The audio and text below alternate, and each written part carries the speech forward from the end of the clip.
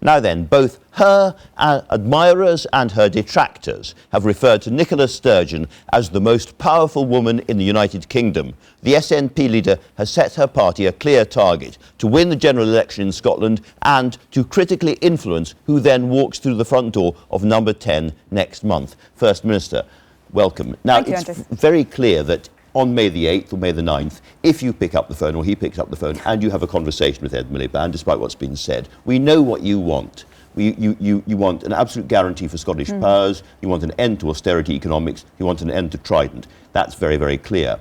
However, you would have perhaps, if you do really well, 50 MPs, he might have 270. So it would have to be a two-way conversation. What happens if Ed Miliband says to you, OK, Nicola, we can talk, I agree we're going to talk. However, what I want from you is a clear, public, personal promise that you will not have another referendum on Scottish independence in the lifetime of this new Parliament. What do you say? Well, I mean, I've made very clear, firstly, if you vote SNP in this election, that is not a vote for independence, nor is it a vote for another referendum. I've said very recently that if there was ever to be another independence referendum in Scotland, something would have to change in the circumstances. But you've also said that could be a referendum, it could be an opinion poll. Sorry. Do you know what? I'm not planning another referendum. We had a referendum last September. Why do I fall short of categorically ruling it out? Because I don't think, as a single politician, I've got a right to do that. Whether there's another referendum and whether Scotland ever becomes independent is not a matter for me to decide. It's a matter for the Scottish people to decide. There's a democratic lock on another referendum. I absolutely get that. Yeah. However, we've got Scottish parliamentary elections next year, 2016, yeah. And if you don't put anything about a referendum into your manifesto for those elections, it's much less likely that one would happen. So that is in your hands. If there's not a commitment to a referendum in the 2016 manifesto, and I haven't started the process of writing the 2016 manifesto, we're still fighting the 2015 election. But what I was going on to say is there's a democratic lock on this question of a referendum and independence. If there's ever to be another independence referendum, Scottish voters will have to vote for a proposition in a manifesto and have to give a party, presumably the SNP, a majority in the Scottish Parliament to get that legislation through. So I can't impose that on people. But democratically, nor do I believe it's right for me or any other politician to say, you know what, regardless of the circumstances, regardless of public opinion in Scotland, we're ruling it out. That's not democratic. I do understand that. However, if Ed Miliband said to you, what I need from you, Nicola Sturgeon, is to say, there's certainly not going to be a pledge for a referendum in our 2016 manifesto, and I have absolutely no plans for one during the lifetime of this Parliament. Could you give him that? Well, I have no plans for another referendum at this stage. I think something would have to change from the circumstances of last year. Can I just ask you about the something that would have to change? Because you said it could just be a single opinion poll. It could be quite easy for you to turn your... I don't think it would be a single opinion poll, Andrew. I think something substantive would have to change in the circumstances. Scotland had, in my view, a fantastic debate about the future of the country last year. I mean, don't get me wrong, I think Scotland will become an independent country one day. I think that's the direction of travel. But if there's to be another referendum, firstly, there has to be a substantive change in circumstances. Then people have to vote for a party that is proposing another referendum in a manifesto. And thirdly, people in that referendum would then have to vote for independence. The people are in charge at every single step of the way. I've described that as the triple lock. And I think for any Democrat, that should be sufficient. Let's talk, if we may, about the money a bit.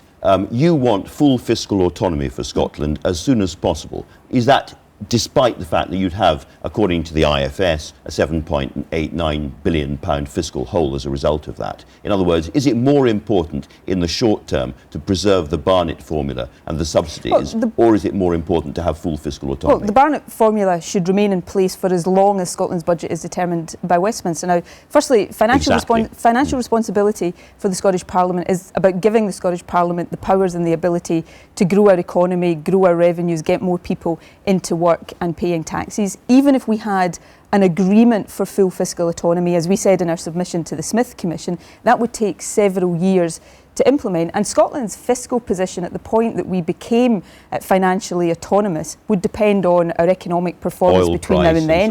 It would depend on the detail of the negotiated fiscal framework and Scotland's contribution to reserve matters. But at the heart of that argument is the argument that the more powers we have in Scotland, the more we can grow our economy. That's why, as part of that phased transition, I would be arguing to have the most important powers over our economy transferred first, so that we can get to work on growing our economy faster.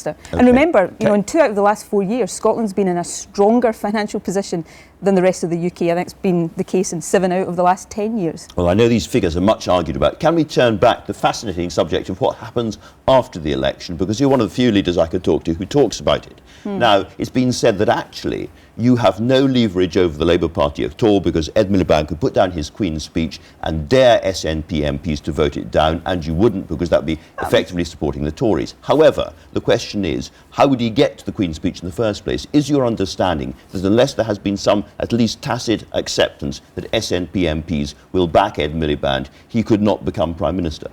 Well, I've been very clear, and I haven't had this conversation with Ed Miliband and won't, because I think it's right, firstly, that we let people vote and determine the outcome of the election. And by the way, then Angus Robertson would be the person to do it, would it? No, I'm the leader of the party. I would lead those discussions if we're in that scenario. I take nothing for granted in this election. But what I've said, and I said it publicly to Ed Miliband in the debate the other night, if there are more anti-Tory MPs in the House of Commons than Tory MPs, then if we work together, we can lock David Cameron out of Downing Street.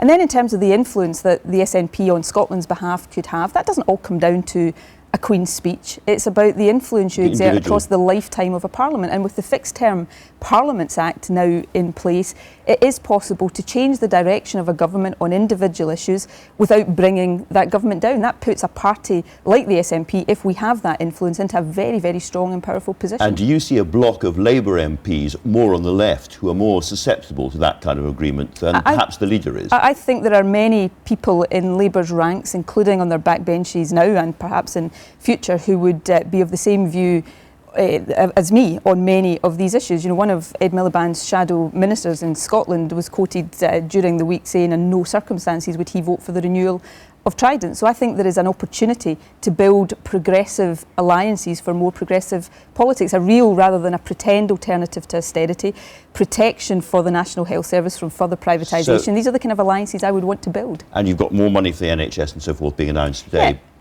I'll let you talk about that briefly. I want to make very clear, and I'm conscious of the fact that right now I'm speaking not just to voters in Scotland, but voters across the rest of the UK. And I've got to persuade and convince people that the SNP in the House of Commons after the election will not be any kind of destructive force. We want to be constructive to get better politics coming out of the Westminster system. So that poster, which shows Ed Miliband dancing to your strings, is pretty accurate. I mean, it's an exaggeration, but it's not much of an exaggeration. It's about grown-up constructive politics. Remember, I was the deputy leader of a minority government in Scotland. We demonstrated minority government can be successful, it can be stable, it can be effective, and the NHS is one of the things that I would want to work with others across the UK to protect as a public service. Now, you've said this election is not about independence, but the fact remains that what you really need is the maximum amount of disruption to the British political system to shake things up so that you can get what you really want, which is Scottish independence. That's not my approach. It's not my approach to politics in the slightest. Scotland will only ever become independent if a majority of people in Scotland are confident of Scotland's prospects as an independent country. As long as Scotland remains part of the Westminster system, it matters to people in Scotland that we get good decisions out of that system, and I want the SNP to play a positive part in improving politics at Westminster for people right across the UK. One final very quick question, Nicola Sturgeon. Two commentators from the left and right in today's paper say, actually, if David Cameron said to you, I guarantee you a referendum in the next Parliament, you could do a deal with him after all. I won't do a deal with David Cameron. Under any circumstances? Under any circumstances. Tory governments have not been good for Scotland. They are not good for Scotland. I will not do a deal with David Cameron. Very clear. Nicola Sturgeon, thank you very much indeed. Across the UK to protect as a public service.